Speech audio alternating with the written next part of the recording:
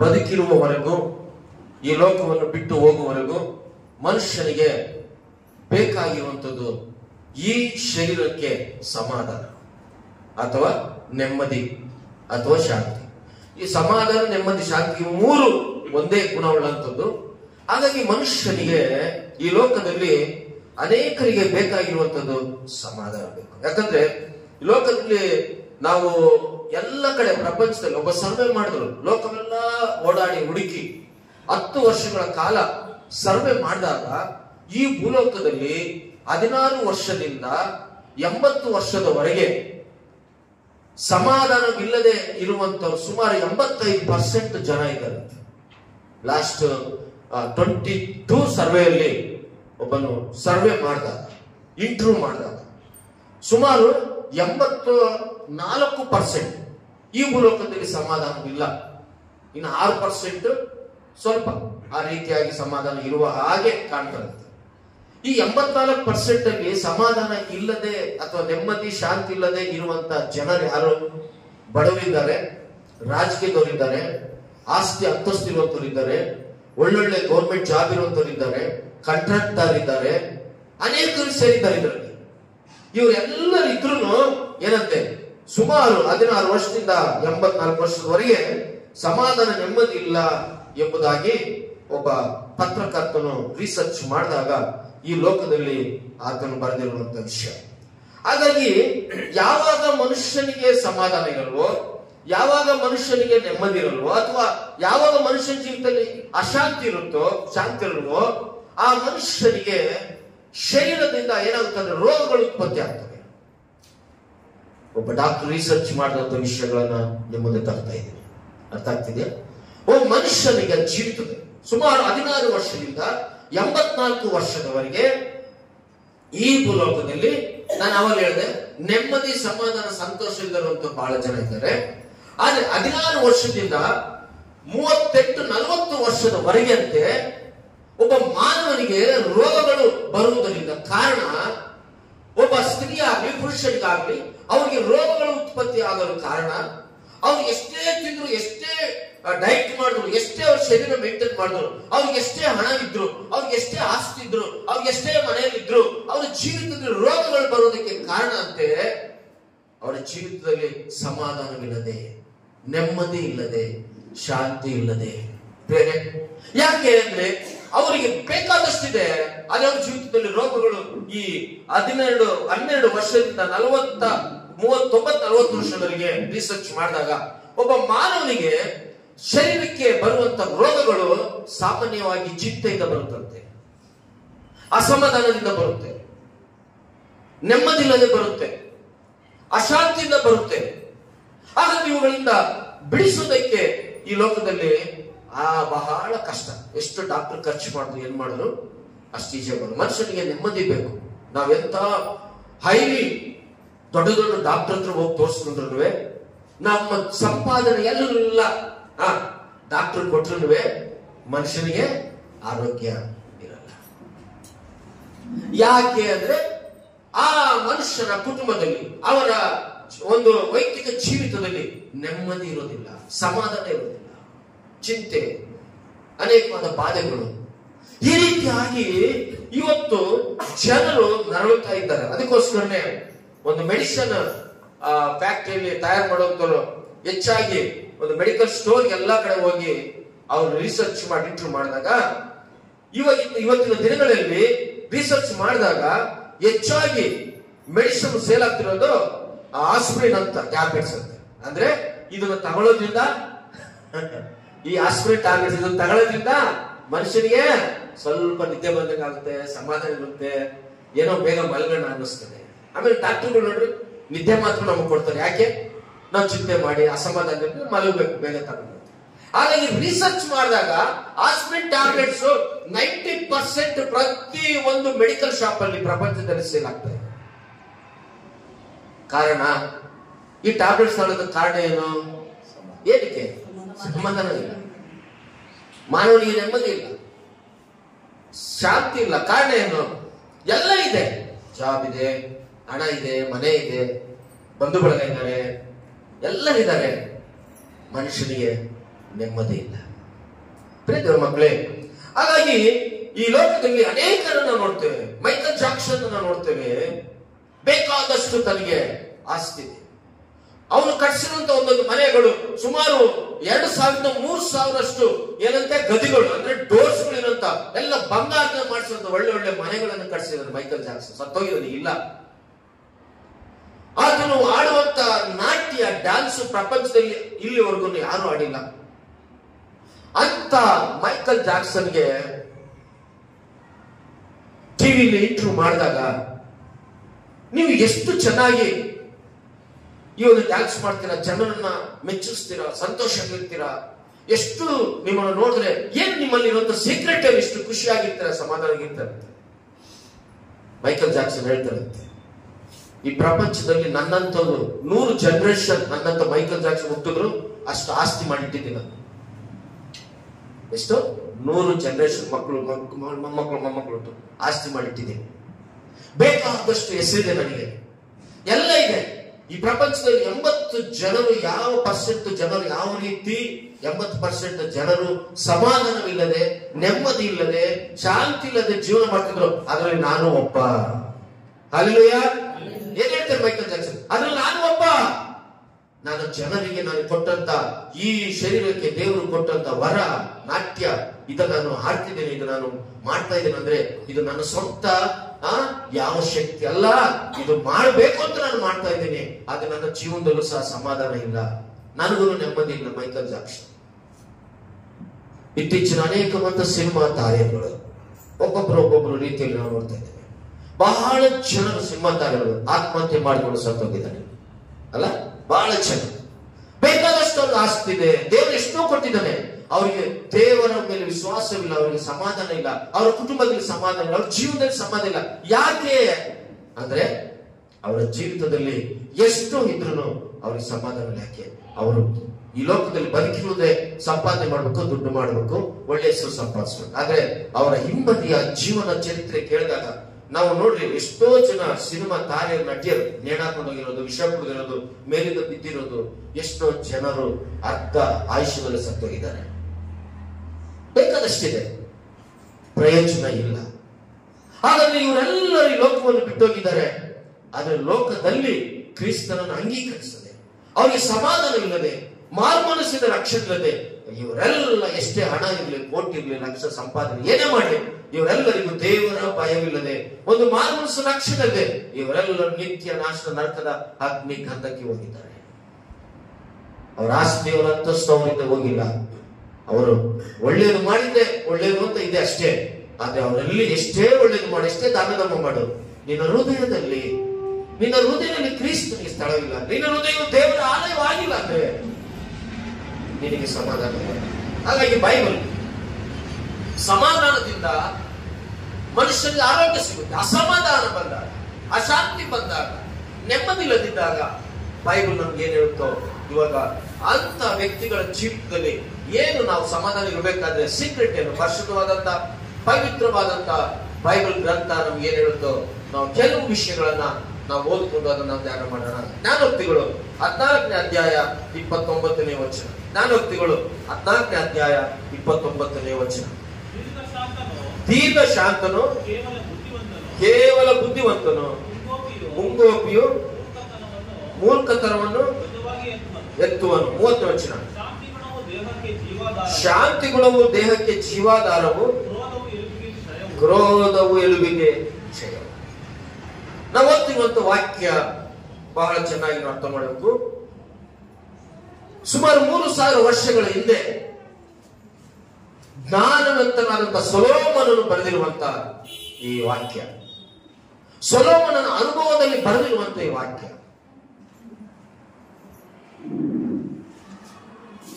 ಸೊಲೊಮೋನನಿಗೆ ಎಷ್ಟೋ ದೇವರು ತಂದೆಯಾದ ದಾವೀದನ ಕಾಲದಿಂದಲೂ ಯೆಹೋವ ದೇವರು ಏನ್ ಮಾಡಿ ಬೇಕಾದಷ್ಟು ಆಸ್ತಿ ಅಂತಸ್ತೆಲ್ಲವನ್ನು ಕೊಟ್ಟಿದ್ದ. ಸೊಲೊಮೋನನಿಗೆ ಬೇಕಾದಷ್ಟು ಇತ್ತು. ಆದ್ರೆ ಸೊಲೊಮೋನನ ಒಂದು ಬರೆದಿರುವಂತ ಆತ್ಮದಿಂದ ಬರೆದಿರುವಂತ ಈ ವಾಕ್ಯ 3,000 ವರ್ಷಗಳ ಹಿಂದೆ ಏನಂತೆ, ಶಾಂತಿ ಗುಣವು ದೇಹಕ್ಕೆ ಜೀವಾಧಾರ. ಮನುಷ್ಯನಿಗೆ ಗುಣ ಬಹಳ ಮುಖ್ಯವಾದಂಥದ್ದು. ಕೆಟ್ಟ ಗುಣ ಇದ್ದಾಗ ಮನುಷ್ಯನ ಆರೋಗ್ಯ ಚೆನ್ನಾಗಿರಲ್ಲ.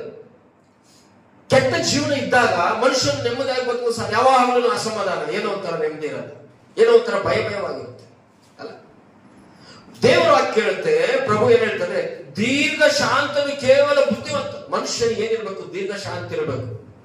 ದುಡುಕೋದು, ಸಡನ್ ಆಗಿ ಕೋಪ ಬಂದಾಗ ಮುಂಗೋಪಿ ಮಾತಾಡೋದು, ಸಡನ್ ಆಗಿ ಬೈಯೋದು, ಸಡನ್ ಆಗಿ ಡಿಸಪಾಯಿಂಟ್ ಆಗೋದು, ಇವೆಲ್ಲ ಶರೀರದ ಮನುಷ್ಯನಿಗಿರುವಂತಹ ಲಕ್ಷಣಗಳು. ಇವೆಲ್ಲ ಇರೋದ್ರಿಂದಲೇ ಮನುಷ್ಯನಿಗೆ ಶರೀರದಲ್ಲಿ ಯಾವ ರೋಗ ಬರಬಾರ್ದು ರೋಗಗಳು ಬಂದು ಬಹಳ ಕಷ್ಟಗಳನ್ನು ಅನುಭವಿಸ್ತಾ ಇರ್ತಾರೆ, ಚಿಂತೆ ಮಾಡಿ ಮಾಡಿ ಮಾಡಿ. ಹಾಗಾಗಿ ಮಾನವನ ಜೀವಿತದಲ್ಲಿ ದೀರ್ಘ ಶಾಂತನು ಕೇವಲ ಬುದ್ಧಿವಂತನು. ಹೆಂಗಿರ್ಬೇಕಂದ್ರೆ ಸಮಾಧಾನದಿಂದ ಇರುವಂತವ್ರು ಬುದ್ಧಿವಂತರು, ನೆಮ್ಮದಿಯಿಂದ ದೀರ್ಘ ಶಾಂತಿಯಿಂದ ಇರುವಂತವ್ರು ಬುದ್ಧಿವಂತರು. ಏನಂತೆ? ಮುಂಗೋಪಿಯ ಮೂರ್ಖತನವನ್ನು ಧ್ವಜವಾಗಿತ್ತು. ದುಡುಕಿ ಮಾತನಾಡುವಂಥವ್ರು, ಸಡನ್ ಆಗಿ ಹಿಂದೆ ಮುಂದೆ ಯೋಚನೆ ಮಾಡದೆ ಮುಂಗೋಪದಿಂದ ಮಾತನಾಡುವಂಥವ್ರು, ಎದುರು ಆಳಿಗೂ ಮನಸ್ಸು ನೋವಿಸ್ತಾರೆ.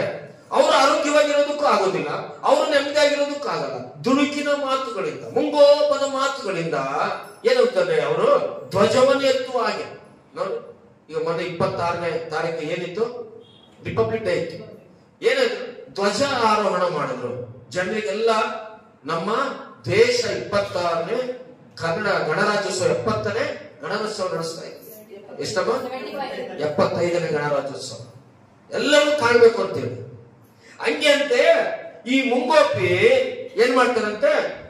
ಮೂರ್ಖತನದಿಂದ ಮಾತಾಡೋದು ಜನರೆಲ್ಲರಿಗೂ ಏನಾಗುತ್ತಂದ್ರೆ, ಅಯ್ಯೋ ಇವರು ದುಡುಕ್ ಸ್ವಭಾವದವರು, ಇವರು ಬರಾಳ ಮುಂಗೋಪಿ, ಇವ್ರ ಹತ್ರ ಏನ್ ಮಾತಾಡಕ್ಕೆ ಕಷ್ಟ, ಇವ್ರಿಗೆ ಏನು ಹೇಳಕ್ಕೂ ಕಷ್ಟ, ಇವ್ರು ನಮ್ಮ ಮಾತುಗಳು ಕೇಳೋದೇ ಇಲ್ಲ, ಇವ್ರು ಹೇಳಿದ್ದೇ ನಡಿಬೇಕು ಅಂತಾರ ಅಪ್ಪ ಅಂತೇಳಿ ಅವ್ರು ಕೊರಗಿ ಕೊರಗಿ ಕೊರಗಿ ಕೊರಗಿ ಕೊರಗಿ ಏನ್ ಹೇಳಿದ್ರು ಕೇಳಿದ್ರೆ ಎಲ್ಲ ನನ್ನಂಗೆ ಆಗ್ಬೇಕು ಅಂತೇಳಿ ಕೊರಗಿ ಕೊರಗಿ ಕೊರಗಿ ಕೊರಗಿ ಏನಾಗ್ತದೆ? ಆರೋಗ್ಯವನ್ನ ಕೆಡಿಸ್ಕೊಳ್ತಾರೆ, ಅಂತವ್ರ ಆರೋಗ್ಯವನ್ನು ಕೆಡಿಸ್ಕೊಳ್ತಾರೆ. ಹಾಗಾಗಿ 30ನೇ ವಚನಕ್ಕೆ ಬಂದಾಗ ಶಾಂತಿ ಗುಣವು ದೇಹಕ್ಕೆ ಜೀವ. ಮನುಷ್ಯರಿಗೆ ಸಮಾಧಾನ ಇರಬೇಕು, ಒಳ್ಳೆ ಗುಣ ಇರಬೇಕು. ದೇವರನ್ನು ನಂಬಿದಂತವ್ರು ನಾವು, ದೇವರ ಮಕ್ಕಳ ಏನಿರಬೇಕು? ಸಮಾಧಾನದ ಗುಣ. ಅದು ಎಂತಂದ್ರೆ ದೇಹಕ್ಕೆ ಜೀವಾಧಾರ. తెలుగులో ఆ మాట ఏముంది? 30 వచనం. సాత్వికమైన మనస్సు శరీరమునకు జీవము. వినండి, సాత్వికమైన మనస్సు శరీరానికి జీవము. మత్సరము ఎముకలకు కుళ్ళు. మత్సరము ఎముకలకు కుళ్ళు. కుళ్ళు అంటే ఎముకలు ಏನಂತೆ? ಮೂಳೆಗಳಿಗೆ ಶಕ್ತಿನೇ ಇರಲ್ಲ. ಯಾವ ವಯಸ್ಸಿನವರಿಗೆ? ಸಾಮಾನ್ಯ 40 ವಯಸ್ಸು 41 ವಯಸ್ಸಾದವ್ರಿಗೆ ಮೂಳೆಗಳಲ್ಲಿ ಸೂಪ್ ಕಮ್ಮಿ ಆಗ್ತಿರುತ್ತೆ, ಬೆಲ್ಟ್ ಕೊಡ್ತಾರೆ, ಆಮೇಲೆ ಔಷಧಿ ಕೊಡ್ತಾರೆ, ಒಳ್ಳೆ ಟಾನಿಕ್ ಮಾತ್ರೆಗಳು ಕೊಡ್ತಾರೆ. ಈ ಸಾಮಾನ್ಯವಾಗಿ ಈ 16 ವರ್ಷದಿಂದ 40 ವರ್ಷದಲ್ಲಿ ಇರೋದು ಆವಾಗಲೇ ಕೈ ಕಾಲಲ್ಲಿ ಶಕ್ತಿ ಇರಲ್ಲ, ಮೂಳೆಯಲ್ಲಿ ಶಕ್ತಿ ಇರಲ್ಲ, ಕುತ್ಕೊಂಡ್ರೆ ಎದ್ದೊಳಕ್ಕಾಗಲ್ಲ, ಇದ್ರೆ ಕುತ್ಕೊಳಕ್ಕಾಗಲ್ಲ. ಕಾರಣ ಅವ್ರ ಜೀವಿತದಲ್ಲಿ ಅಶಾಂತಿ, ಸಮಾಧಾನ ಇರಲ್ಲ, ಪಾಪ ನೆಮ್ಮದಿ ಇರೋದಿಲ್ಲ. ಅವರಿಗೆ ಯಾವ ಒಂದು ಜೀವಿತದಲ್ಲಿ ಕೆಟ್ಟ ಅಭ್ಯಾಸ ಇಲ್ಲ ಅಂದ್ರು ಅವರು ಇರುವಂತ ನಿವಾಸ ಮಾಡುವಂತ ಪರಿಸರದಲ್ಲಿ ಅವ್ರಿಗೆ ಏನಿರ್ತಾರೆ? ನೆಮ್ಮದಿ ಇಲ್ಲದೆ ಇದ್ದಾಗ, ಅವ್ರಿಗೆ ದೇವರ ಪ್ರಸನ್ನತೆ ಇಲ್ಲದೆ ಇದ್ದಾಗ, ಹಾಗಾಗಿ ಅವ್ರು ಏನಾಗ್ತಾರೆ? ಹಿಂಸೆಗೆ ಒಳಗಾಗಿ ಏನಾಗ್ತಾರೆ? ಮುಂಗೋಪ್ಯತನದ ಮೂರ್ಖತನದಿಂದ ಅವರು ಶಾಂತಿ ಗುಣವಿಲ್ಲದೆ ಅವ್ರು ಏನ್ ಮಾಡ್ತಾರೆ? ಕ್ರೋಧವು ಎಲುಬಿಗೆ ಕ್ಷಾಯ. ಅಂದ್ರೆ ಕ್ರೋಧ, ಅಸೂಯೆ, ಮೂಳೆಗಳಿಗೆ ಶಕ್ತಿ ಇರೋದಿಲ್ಲ. ಇದೆಲ್ಲ ಯಾರೇ? ದೇವ್ರು ಕೊಟ್ಟಿದ್ದಾನ? ದೇವ್ರು ಕೊಟ್ಟಿಲ್ಲ.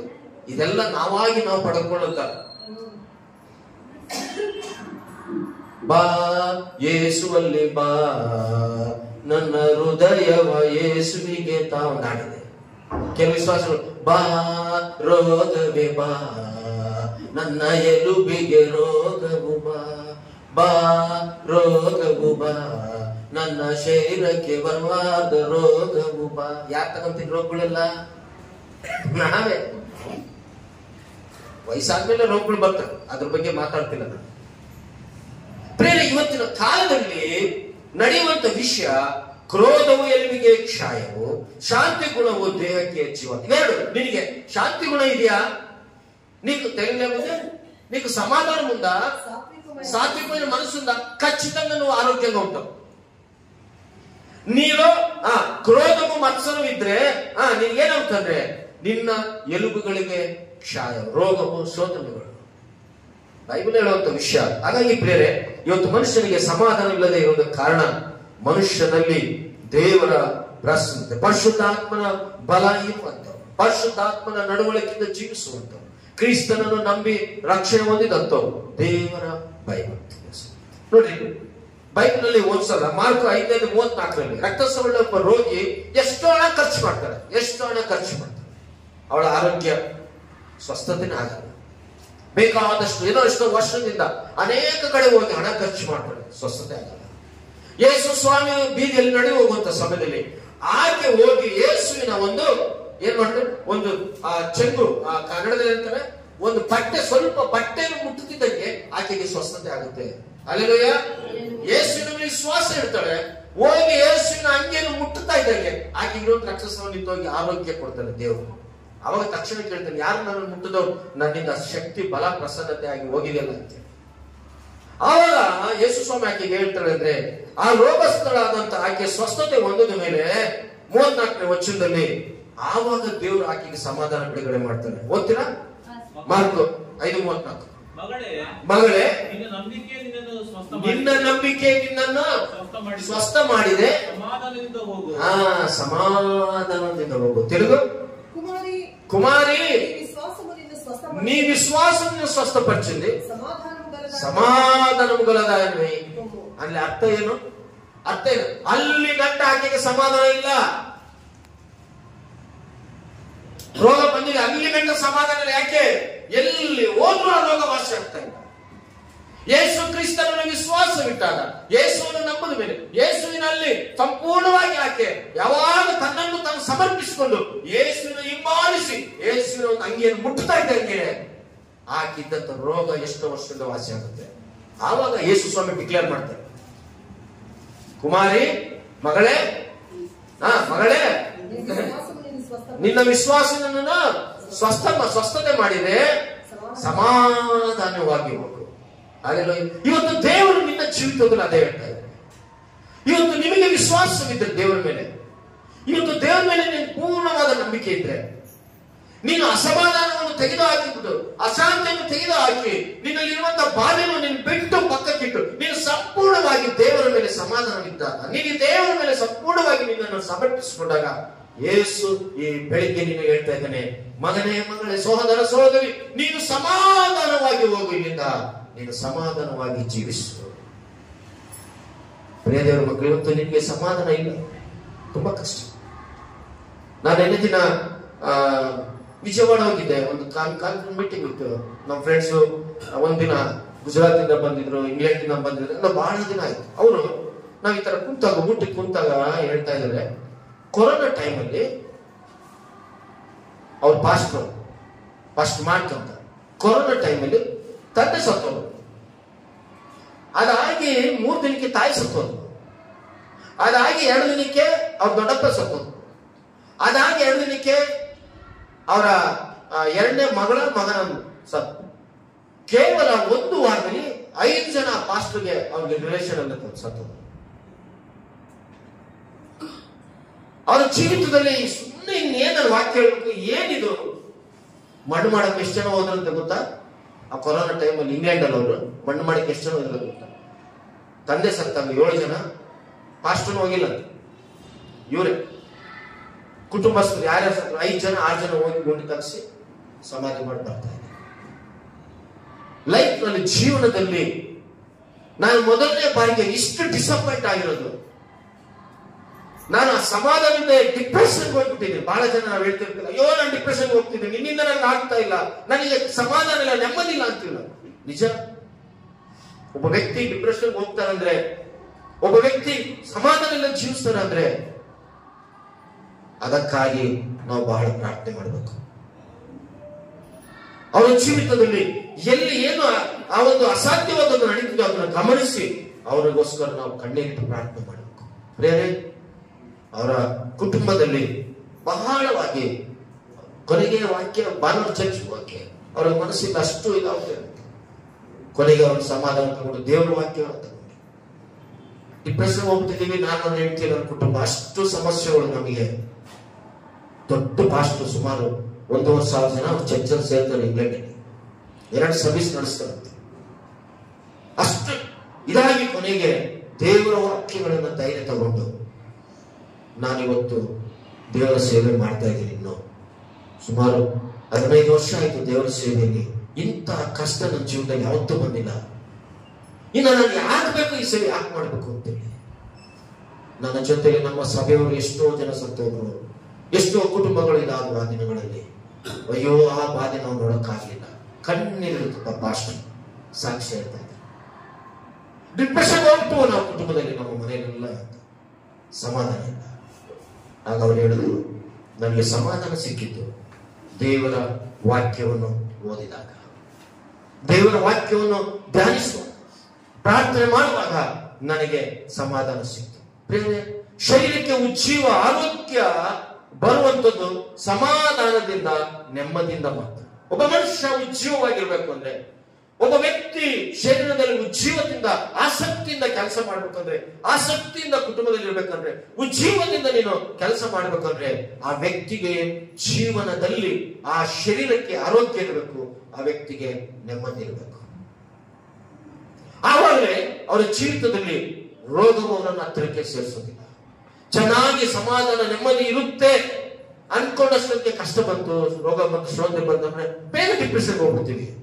ಬೇಗ ನಾವು ದೇವರ ವಾಕ್ಯನ ಬಿಟ್ಬಿಡ್ತೀವಿ, ದೇವರ ಸನ್ನಿಧಾನ ಮರ್ತು ಬಿಡ್ತೀವಿ, ಆತನನ್ನು ಆರಾಧಿಸೋದು ಮಾಡ್ಬಿಡ್ತೀವಿ. ಪರಿಶುದ್ಧಾತ್ಮನ ಸಹಾಯಕನಿದ್ದಾನೆ, ಅದಕ್ಕೆ ನಾವು ದೇವರಿದ್ದಾನೆ ಅನ್ನೋದನ್ನು ಭಯಪಡಬೇಡ ಅಂತ ದೇವರು ಹೇಳಿದ್ದನ್ನು ಮರ್ತು ಬಿಡ್ತೀವಿ. ನಾವೇನ್ ಮಾಡ್ತಾರೆ, ತುಂಬಾ ನಾವು ಚಿಂತೆ ಮಾಡಿ ಮಾಡಿ ಮಾಡಿ ನಾವೇನ್ ಮಾಡ್ತಾರೆ, ಸಮಾಧಾನವಿಲ್ಲದೆ ಆ ಕುಟುಂಬದಲ್ಲಿ, ಅವರ ಜೀವಿತದಲ್ಲಿ ಅವರು ದುಡಿದಿದ್ದೆಲ್ಲ ಆಸ್ಪತ್ರೆಗೆ ಕೊಡಬೇಕಾಗುತ್ತೆ. ರೋಮ ಪತ್ರಿಕೆ 5ನೇ ಅಧ್ಯಾಯ 1ನೇ ವಚನ ನೋಡ್ರಿ. ರೋಮ ಪತ್ರಿಕೆ 5ನೇ ಅಧ್ಯಾಯ 1ನೇ ವಚನ.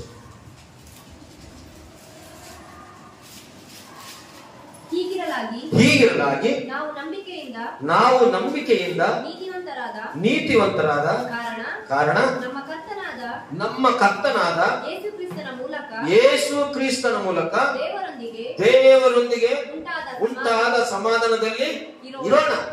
ರೋಮ ಪತ್ರಿಕೆಯಲ್ಲಿ ಪೌಲನು ಸಭೆಯವರಿಗೆ ಬರೆಯುವಂತ ವಿಷಯ, ಪರಿಶುದ್ಧಾತ್ಮನು ಈ ವಾಕ್ಯದಿಂದ ನಮ್ಮೊಟ್ಟಿಗೆ ಹೆಚ್ಚಿಸುವಂತ ಮಾತುಗಳು.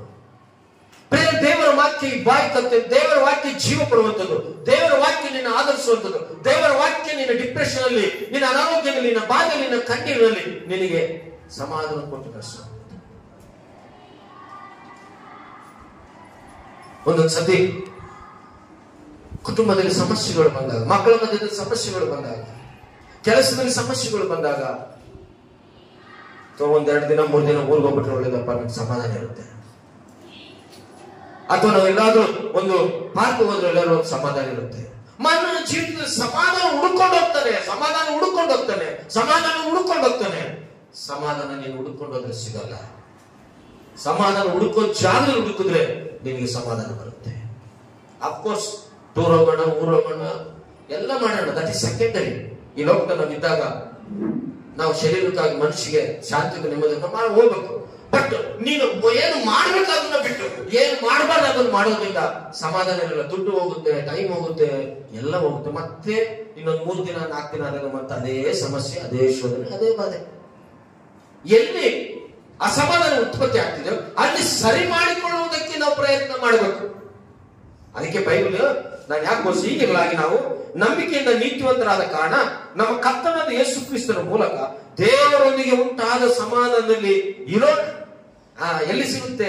ದೇವರೊಂದಿಗೆ ನಮಗೆ ಸಮಾಧಾನ ಸಿಗುತ್ತೆ. తెలుగు చదవండి. కాబట్టి విశ్వాస మూలమున మనము నీతిమంతులుగా తీర్చబడి మన ప్రభు అయిన యేసుక్రీస్తు ద్వారా దేవునితో సమాధానము. ఎవరితో మొదటిగా ఉండాలా? దేవునితో సమాధానం ఉండాలి. Because you are believer, you accepted Jesus Christ, you are coming church, you are worshiping, whatever you doing, but అన్ని నువ్వు చేస్తున్నావు. అయితే నీకు దేవునితో సమాధానం అప్పుడు దొరికేది. ನಿನಗೆ ದೇವರಲ್ಲಿ ಸಮಾಧಾನ ಬೇಕು. ಕನ್ನಡದಲ್ಲಿ ಏನಿದೆ? ದೇವರೊಂದಿಗೆ ಉಂಟಾದ ಸಮಾಧಾನದಲ್ಲಿ ಇರಬೇಕು. ದೇವರೊಂದಿಗೆ ಉಂಟಾಗುವ ಸಮಾಧಾನ, దేవునితో సమాధానము కలిగి ఉండాలి. అంటే దేవునికి నీకు సమాధానం ఉండాలి. మొదటిగా నువ్వు ఇప్పుడు పీడి సిగరెట్ తాగుతున్నావు అనుకో, నువ్వు దేవునితో సమాధానం ఉండలేవు. నువ్వు రోజు కొట్లాడుకుంటున్నావు అనుకో, నీకు దేవుడితో సమాధానం లేదు. నీకేదో ఒక బాధలు వస్తుంది, నీ ఫ్రెండ్స్ తోనో, ఇంట్లోనో, అన్నదమ్ములతోనో, తల్లిదండ్రులతోనో, నీకు ఎప్పుడు చిన్న బాధలు తగులు గలట్లయితే నీకు ముందు దేవుడితో నీకు సమాధానం లేదు. కాబట్టి ఈ సమాధానం ఇక్కడ నువ్వు పోగొట్టుకుంటున్నావు. చూడండి, దావీదు ಮಹಾರಾಜನಿಗೆ ಏನ್ ಮಾಡ್ದ, ಸೌಲನ ಏನ್ ಮಾಡ್ದ, ಎಷ್ಟು ಸರಿ ಸಾಯಿಸ್ಬೇಕು ಅಂತ ಬೆನ್ನಟ್ಟದ, ಜಿದ್ದಿಡ್ಬಿಟ್ಟ. ನಾನು ಓದ್ಸತಿ ನೆನೆ ಓದೋರ್ನ ಹೇಳಿದೆ ಮಾತು, ಜಿದ್ದಿಡ್ದ. ದಾವೀದನು ಸೌಲು ರಾಜನಿಗೆ ನೋಡಿ ಎದುರ್ಲಿಲ್ಲ. ಸಾವಿನ ಜೊತೆಯಲ್ಲಿ ದೇವರಿದ್ದರಿಂದ ಸಮಾಧಾನವಾಗಿದ್ದ. ಆವಾಗ ಇದೆಲ್ಲ ಜೀವ ಅನ್ನಿಸ್ತು ದಾವೀದನಿಗೆ. ನಿನಗೆ ದೇವರಿದ್ರೆ ಇವೆಲ್ಲ ಉತ್ಪತ್ತಿ ಆಗಲ್ಲ, ಅಸಮಾಧಾನಗಳು ಬರಲ್ಲ. ದೇವ್ರ ಭಯ ಇದ್ರೆ, ಪರಿಶುದ್ಧಾತ್ಮ ನೀನಿದ್ರೆ ಇವೆಲ್ಲ ಸಮಸ್ಯೆಗಳು ಬರ. ಯಾಕೆ? ನೀನು ದೇವರಲ್ಲಿ ಭಯಪಡ್ತಿರ್ತೀಯ. ಹಾಗಾದ್ರೆ ನಾನೊಬ್ಬರು ಮನಸ್ಸು ನೋವಿಸಿದ್ರು ಅದು ನನಗೆ ಒಳ್ಳೇದಾಗಲ್ಲ, ನಾನೊಬ್ರು ಬೈದ್ರು ಅದು ನನಗೆ ಒಳ್ಳೇದಾಗಲ್ಲ, ನನ್ನಿಂದ ಇನ್ನೊಬ್ರು ಅನಾರೋಗ್ಯವಂತರಾಗಿದ್ರೆ ಚೆನ್ನಾಗಿರಲ್ಲ, ನನ್ನಿಂದ ಇನ್ನೊಂದು ಕುಟುಂಬಕ್ಕೆ ಶೋಧನೆಗಳು ಬಂದ್ರೆ ಚೆನ್ನಾಗಿರಲ್ಲ. ಯಾವಾಗ ನಾವು ದೇವರ ಮಕ್ಕಳಾಗ್ತೇವೆ, ಇವೆಲ್ಲ ನಮ್ಗೆ ಒಳ್ಳೆ ಗುಣಲಕ್ಷಣ ಇದ್ದಾಗ ನಾವು ಇನ್ನೊಬ್ಬರನ್ನ ನೋಯಿಸೋದಕ್ಕೆ, ಬಾಧಪಡಿಸೋದಕ್ಕೆ ಇಷ್ಟಪಡಲ್ಲ. ಯಾರು? ದೇವರ ಮಕ್ಕಳು, ಕ್ರಿಸ್ತನನ್ನು ನಂಬಿರುವಂತರು. ಹಾಗಾಗಿ ಏನು ಮಾಡ್ಬೇಕು? ನಾವು ದೇವರಿಗೆ ಉಂಟಾದ ಸಮಾಧಾನದಲ್ಲಿ ನಾವು ಇರೋದಕ್ಕೆ ಪ್ರಯತ್ನ ಪಡಬೇಕು. ಎಲ್ಲಿ ಸಿಗುತ್ತೆ ನಿಮ್ಗೆ ಸಮಾಧಾನ? ದೇವರಲ್ಲೇ ಸಿಗುತ್ತೆ, ದೇವರ ವಾಕ್ಯದಲ್ಲಿ ಸಿಗುತ್ತೆ.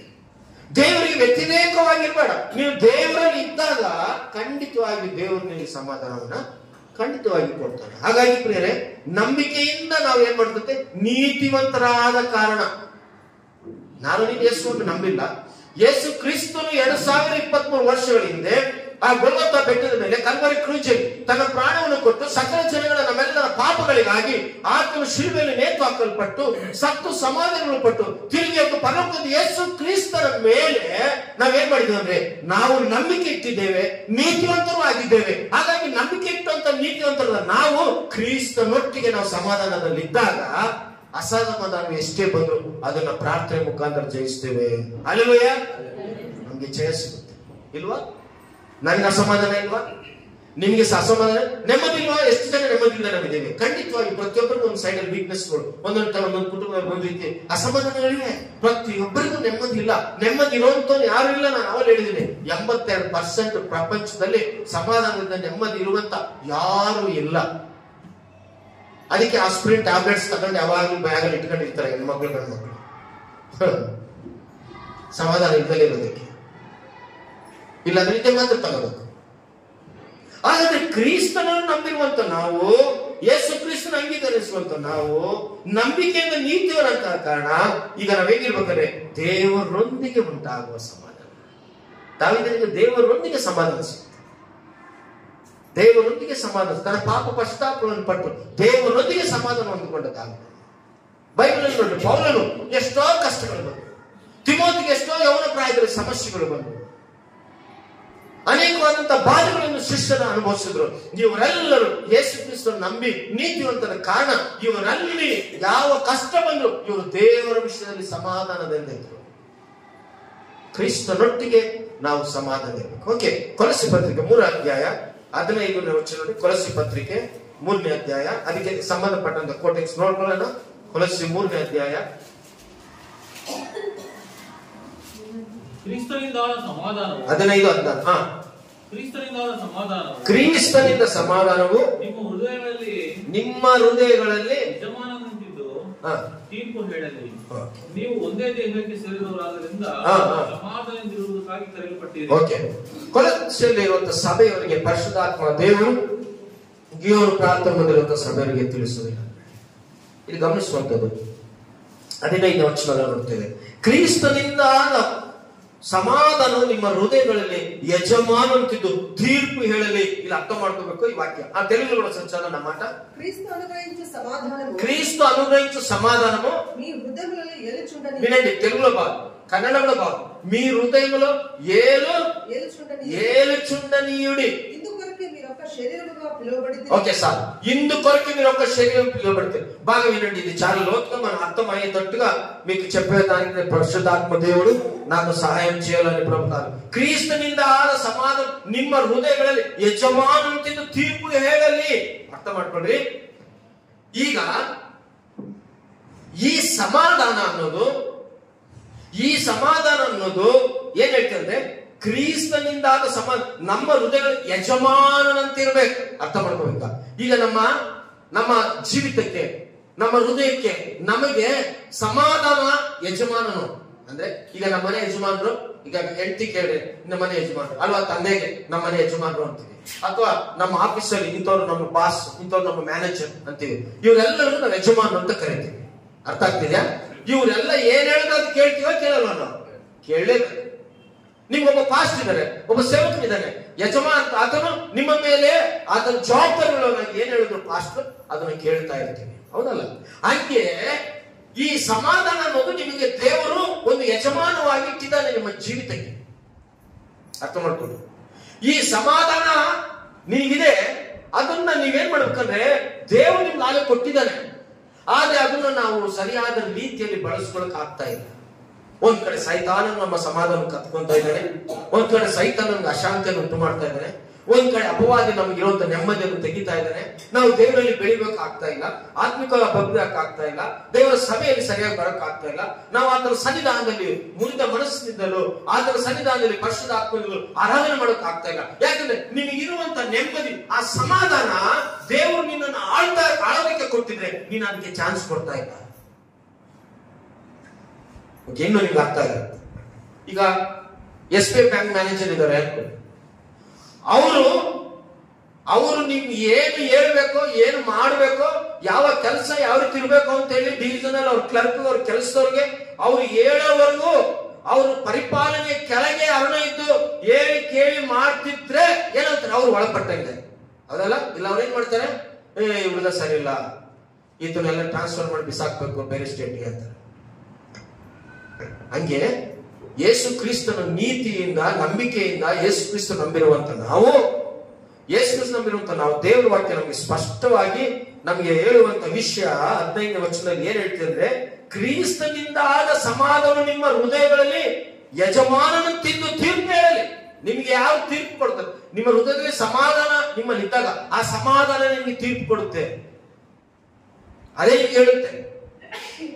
ದಾವೀದನಿಗೆ ಅದೇ ಹೇಳಿದ್ದು, ನೀನು ಎದುರುಬೇಡಪ್ಪ, ಸೌಲನ ಎಷ್ಟು ಹಿಂಬಾಲಿಸು, ಸಮಾಧಾನ ಕರ್ತನು ನಾನಿದ್ದೇನೆ, ನೀನು ಸಮಾಧಾನ ಇರೋದಕ್ಕೆ ಪ್ರಯತ್ನ ಮಾಡು, ಅಸಮಾಧಾನವಾಗಿರ್ಬೇಡ, ನಿನ್ನ ನೆಮ್ಮದಿಯನ್ನು ಕಳ್ಕೊಂಬೇಡ, ಓಕೆ, ನೀನು ಅಶಾಂತಿಯಿಂದ ಜೀವಿಸ್ಬೇಡ, ನೀನು ಪ್ರಯತ್ನ ಮಾಡು. ಹಂಗಾಗಿ ದಾವೀದನಿಗೆ ಸಮಾಧಾನವು ಆತನೊಟ್ಟಿಗಿದ್ದು, ಈ ಅಸಮಾಧಾನ ಇರುವಂತ ಎಂತ ಸೌಲನಾಗ್ಲಿ, ಕಾಡಿನಲ್ಲಿ ಹೋದಾಗ ಶತ್ರುಗಳಲ್ಲಿ ಯಾರಾಗ್ಲಿ ಅವ್ರನ್ನ ಎದುರಿಸೋದಕ್ಕೆ ದೇವರ ಶಕ್ತಿ ಕೊಟ್ಟ.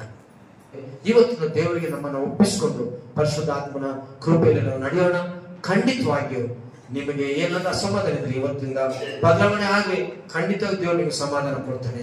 ಇವತ್ತಿನ ನಿಮ್ಮ ಜೀವಿತದಲ್ಲಿ, ನಿಮ್ಮ ಕುಟುಂಬದಲ್ಲಿ ಯಾರೇ ಅಸಮಾಧಾನ ಇರಲಿ, ನೀವು ಅದ್ರ ಬಗ್ಗೆ ಚಿಂತೆ, ನೀವು ಅವ್ರಿಗೋಸ್ಕರ ಪ್ರಾರ್ಥನೆ ಮಾಡಿ, ಅವ್ರಿಗೋಸ್ಕರ ದೇವಸ್ಥಾನದಲ್ಲಿ ಬೇಡ್ರಿ. ನಿಮ್ಮ ಸಮಾಧಾನಕ್ಕಾಗಿ ನೀವು ಬೈಬಲ್ ಓದ್ರಿ, ದೇವರು ನಿಮ್ಮನ್ನು ಆಶೀರ್ವದಿಸ್ತಾರೆ. ಹಾಗಾಗಿ ಯೇಸು ಕ್ರಿಸ್ತನ ದೇಹಕ್ಕೆ ಒಟ್ಟಾಗಿ ಇರುವಂತ ನಾವೆಲ್ಲರೂ ಒಬ್ಬರೇ ಆಗಿರುವಂತ ನಾವು, ಆ ದೇಹದ ರಕ್ತ ಕೈ ಹಾಕುವಂತ ನಾವು, ಯೇಸುವಿನ ರಕ್ತ ತೊಳೆಯಲ್ಪಟ್ಟಂತ ನಾವು, ಆತನ ಉಪಕಾರಗಳನ್ನು ನೆನೆಸಿ ಆತನನ್ನು ನಾವು ತಿಳಿದುಕೊಂಡು ದೇವರ ಸನ್ನಿಧಾನದಲ್ಲಿ ದೇವರಿಗೋಸ್ಕರ ನಾವು ಜೀವಿಸೋಣ. ಅದನ್ನು ತೆಗೆದುಕೊಂಡು ನಾವು ಸಮಾಧಾನವಿರುವುದಕ್ಕೆ, ಅಥವಾ ನಾವು ಇನ್ನೂ ದೇವರ ಸನ್ನಿಧಾನದಲ್ಲಿ ಪರಿಶುದ್ಧವಾದ ಬೈಬಲ್ ಓದುತ್ತಾ ಉಪವಾಸವಿದ್ದು ದೇವರಿಗೆ ನಾವು ಪ್ರಾರ್ಥನೆ ಮಾಡುತ್ತಾ ವಿಜ್ಞಾಪನೆಗಳನ್ನು ಮಾಡುತ್ತಾ ನಾವು ಸಮಾಧಾನ ನಿಮಗೆಲ್ಲರಿಗೂ ದೇವರು ಕೊಡ್ಲಿ. ಆಮೇಲೆ